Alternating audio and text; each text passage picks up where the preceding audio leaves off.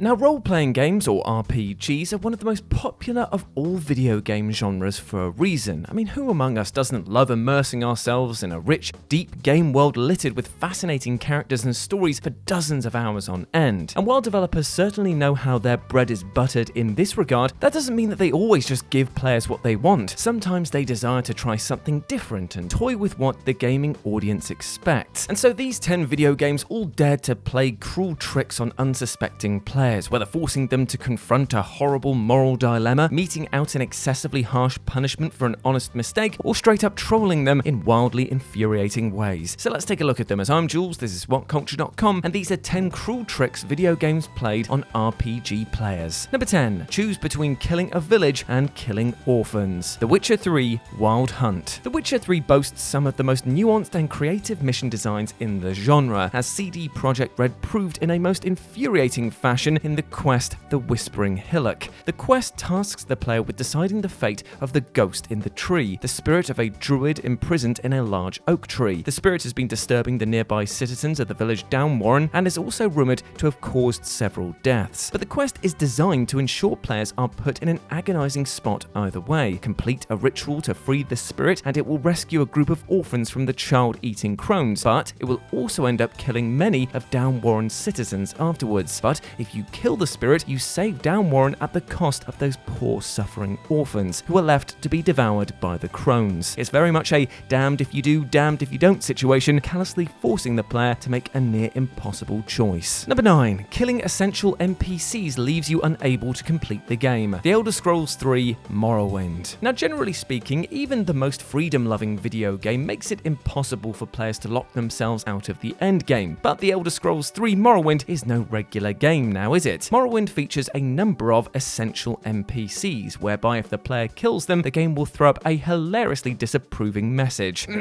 With this character's death, the thread of prophecy is severed. Restore a saved game to restore the weave of fate, or persist in the doomed world you have created. Furthermore, this will often make completing the main quest line either extremely difficult or downright impossible. Well, without reverting to a pre-infraction save, that is. Considering that around 99.8% of all video games will literally prevent you from killing an NPC whose death effectively breaks the game, there's something both refreshing and deliciously insane that Morrowind just kinda lets you throw the game away. Number 8. Party leader dies, game over. There are few RPG tropes more universally despised than making the player fail if their party leader dies during battle. Now, typically speaking, most RPGs will allow your party to continue fighting if the player character dies or is incapacitated, simply shifting perspective over to another character. You'll also be able to revive the fallen leader with something like Final Fantasy's Phoenix Down, and yet some especially sadistic RPGs have shirked this convention altogether. Perhaps the most prominent example is Final Fantasy XIII, which throws up a game over if the party leader is KO'd, a decision which proved hugely controversial amongst fans. After all, it makes no sense that the battle would just end suddenly if one person, no matter how powerful, was just taken out. And if we use revive items to bring back every other party member to life, why not the leader? It typically feels like a lazy way to artificially inflate a game's difficulty, and Final Fantasy XIII is hardly just one example. Other offenders on this sub-list include Mass Effect, Persona, Yakuza Like a Dragon, and many others. You'll struggle to find somebody who actively advocates for this gameplay mechanic, because who amongst us hasn't been stung by it and lost a ton of progression as a result? Number 7. Including a totally useless item just as a prank, Dark Souls. As much as Dark Souls fans love to call the series tough but fair, to the more casual player, the franchise is basically a cruel trick in of itself. Hidetaka Miyazaki's penchant for punishing his own customers is perhaps no more evident than in the first Dark Souls, where he originally recommended that players pick the mysterious pendant as one of their starter items. This prompted intense fan speculation as to the pendant's true nature, no matter that the description of the item simply read, "No effect, but fond memories comfort travelers." Then, a year later, Miyazaki finally came clean and revealed that he'd actually been pranking players this entire time, because the pendant is indeed totally useless and offers no gameplay advantage whatsoever. In fact, Miyazaki admitted that he schemed to intentionally mislead players by directing them away from other starter items that were actually useful for the grueling fight ahead. By cryptically suggesting that players pick the pendant for their own good, with the implication that it would be majorly advantageous, Miyazaki was quite literally making the game harder for many players who listened to him. What a troll, right? Number 6. Guilting you for choices that you made in previous playlists. playthroughs, Undertale. For the most part, once you roll credits on an RPG, that's it, the game's over, and even if you start a new playthrough as a New Game Plus, the internal narrative continuity resets. But Undertale, well, it's got other ideas. It's designed to toy with the very idea of how we engage with video games. That is to say, that it remembers your actions from previous playthroughs and, depending on what you did, can actually punish you for it. Almost all players' first run through the game will likely be a neutral run, where neither the conditions for the pacifist run, which is killing nobody, or the genocide run, which is killing everyone, have been met. You'll probably end up doing a genocide run at some point, whereby every boss guilt trips you for killing them, the game's villages are largely empty as everyone flees from your reign of terror, and you get the worst ending possible. But here's where it gets interesting though. Each subsequent playthrough will remember the massacre you committed during the genocide run, and start to make constant note of it. Even if you delete your save on Steam, the cloud will auto-restore it, ensuring that the game never forgets what you've done, unless that is you're prepared to tinker with your computer's permission settings and stop Steam from reading the offending files, but that is a lot of effort, and I am very lazy. Number 5, wait too long to do the suicide mission and the crew dies. Mass Effect 2. The Mass Effect games offer up such a rich, vast world that you can't really be blamed for wanting to explore it at your own deliberate pace, yet the second game actively punishes players who dawdle along the main questline. Beating the late game mission Reaper IFF will trigger an endgame countdown of sorts. The Normandy's crew will be subsequently attacked and abducted by the alien race known as the Collectors, and while you might be compelled to immediately travel through the Omega 4 relay and start the climactic suicide mission, this being a video game and all, you might also decide to complete a few extra missions first. Though you may understandably assume that this would have no tangible impact on the game's outcome, it actually has catastrophic implications. The more missions you partake in while the crew is kidnapped, the more of them will die. Complete 4 or more missions after the kidnapping, and when you finally show up to rescue your team, you'll find that all of your crew have died save for the Doctor, who isn't exactly shy about expressing her disappointment in your lack of urgency. Number 4, troll 9S during the tutorial and pay for it later. Nier Automata Potato Patata. Now, Nier Automata Potato Patata is a game with more devilish tricks up its sleeve than most games even have sleeves. And while you can argue that its unexpectedly challenging tutorial is itself a pretty cruel trick, director Yoko Taro actually went one step further. You see, during the tutorial, you'll need to carry out a number of diagnostic actions as directed by your scanner android pal 9S, namely adjusting the in-game settings. But in the interest of fun, you might also be tempted to deliberately disobey 9S's orders. Doing so will eventually irritate 9S, and while that might seem to be the end of the matter, mischievous players will actually get their comeuppance when the control switches to 9S on a second playthrough. The game will remember your tomfoolery, and so while now playing as 9S, you'll be forced to sit through whatever nonsense you inflicted upon 9S the last time around. For instance, if you went and made a sandwich while leaving the tutorial idle the first time around, you then have to sit through all of that dead air before finally being able to continue this time. It's infuriating, but at the same time, pure genius. Number 3, scaling enemies to your level. Now, generally speaking, the majority of RPGs allow you to level up at your own pace, such that if you wanted to grind away and become grossly over-leveled early on, effectively trivializing the rest of the game's battles, well, you're free to do so. But some RPGs have sought to combat this by introducing level scaling. That is, where an enemy's level is tied to your own. The more you level, the tougher enemies will be, in turn eliminating much of the incentive to grind. Final Fantasy VIII is perhaps the single most infamous and divisive example of this, but other notable instances include the Elder Scrolls 4 Oblivion, Fallout, and Mass Effect Andromeda. Now, given that enemy scaling makes leveling feel basically pointless and only forces players into tough and lengthy battles, it's understandably a widely loathed mechanic. After all, video games are a power fantasy above all else, so if we want to spend 20 hours becoming more powerful than everything else in the game,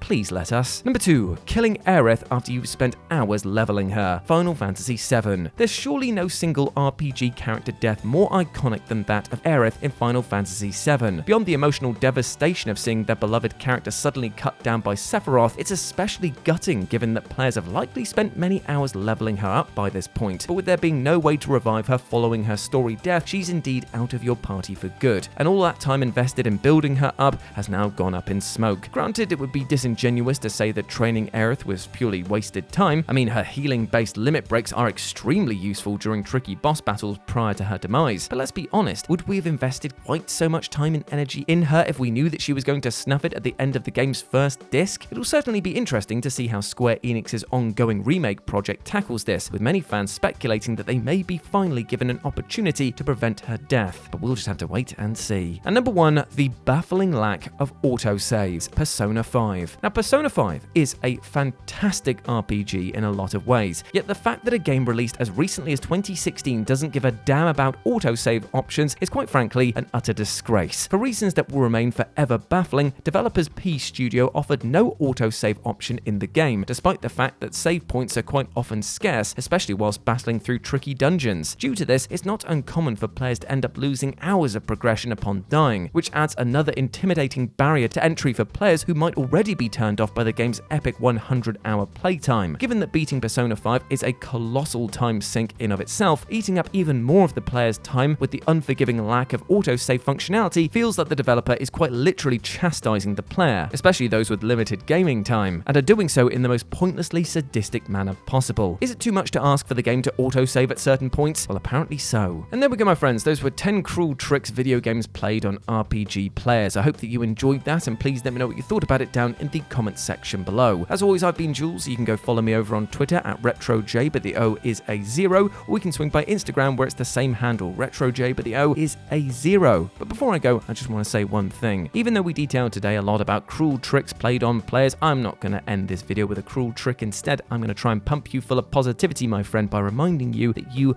are a massive ledge. You deserve all the best things in life, and no one should be able to tell you otherwise, alright? I want you to go out there and smash your life goals today, you massive ledge. I believe in you. As always, I've been Jules. You have been awesome. Never forget that, and I'll speak to you soon. Bye.